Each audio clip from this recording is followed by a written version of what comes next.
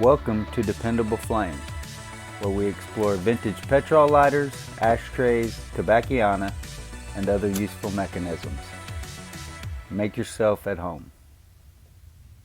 Today we are going to do our second video on this Exotac titanLIGHT. It's a lighter that was sent to us by our buddy Brian a little over a month ago, maybe about a month and a half ago. I published the original video on this lighter, I believe, on December 29th. So, right about a month ago. Still firing right up. Lit it, I don't know, a handful of times. Haven't really had time to use it or put it in my pocket and go out for a walk where I needed to light something up. So let's take a little closer look at this Exotac titanLIGHT.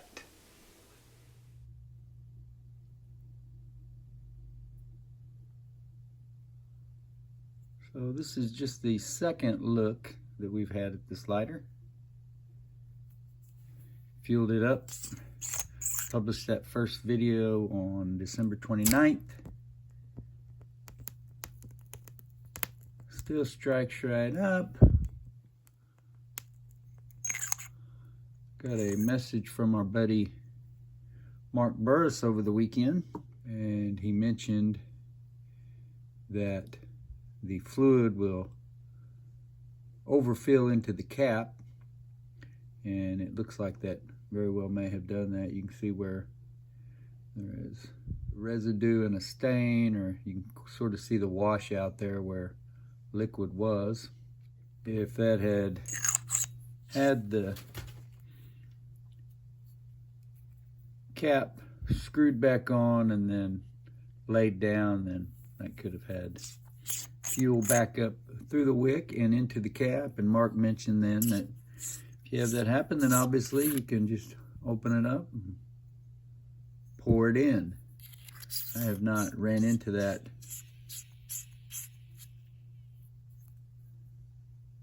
I could hear that pushing air as I threaded that cap back on, though.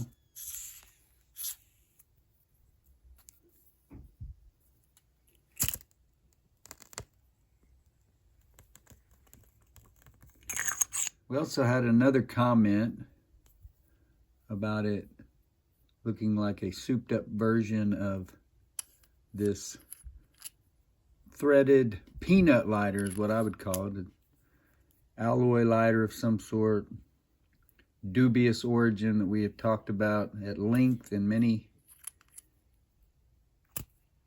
out of fuel right now. We've talked at length in many live streams about the origin of this lighter, or the possible origins of this lighter. Just checking that lighter usually gets really good fuel economy, but it's been a while since we fueled it up. So you can see that while the basics would be the same, a cap, a base or fuel cap on the bottom, but it is indeed a very souped up version with O-rings on both ends. O-ring down here along the base to seal that base. Very lightweight aluminum construction. We've got the O-ring here underneath the threads. Very lightweight cap as well. Mark mentioned that you don't need any tools to disassemble this. I also want to mention our buddy Brian, who bought the lighter and had it sent to me. I appreciate that, Brian. You are going to benefit the channel immensely in that regard. There's no telling how many hours of content we will be able to get out of this one lighter. And I thank you. Beyond words, Brian, really. So, by making sure that that is held down, then I suppose we should be able just to press the pin, and then once we have depressed that pin, then to pull it out the other side.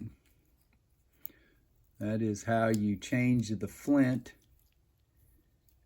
the sparking mechanism, how you renew the spark in this lighter.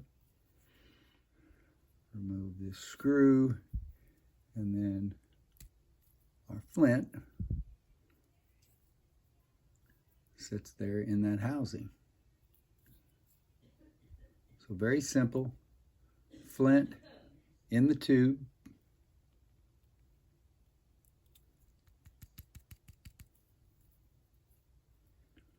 Followed by the spring. And this is definitely a different way to go about a flint spark mechanism than any other lighter that I've ever seen, but it seems to work well, so I'm not complaining. Now we fit this all back together with the wick going back through that chimney hole and the spring going back down the tube.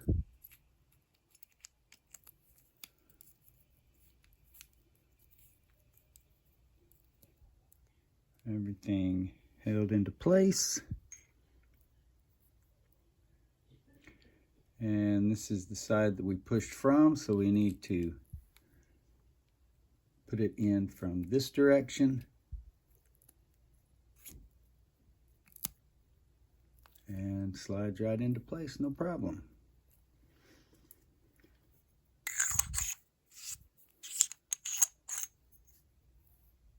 Looks like there is a pin that holds the file wheel in. I'm not sure whether that is designed to be removable or not.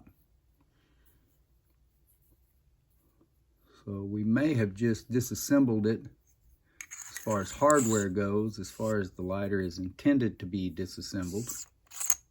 Have to check on that file wheel and whether that is intended to be replaceable. I would think that if it is a well-designed lighter and a quality file wheel to begin with, then replacing it shouldn't be an issue.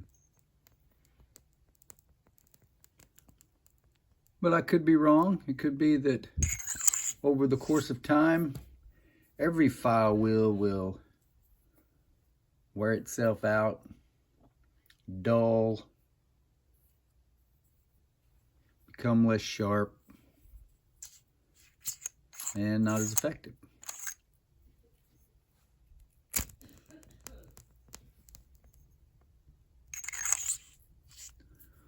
So a really cool lighter.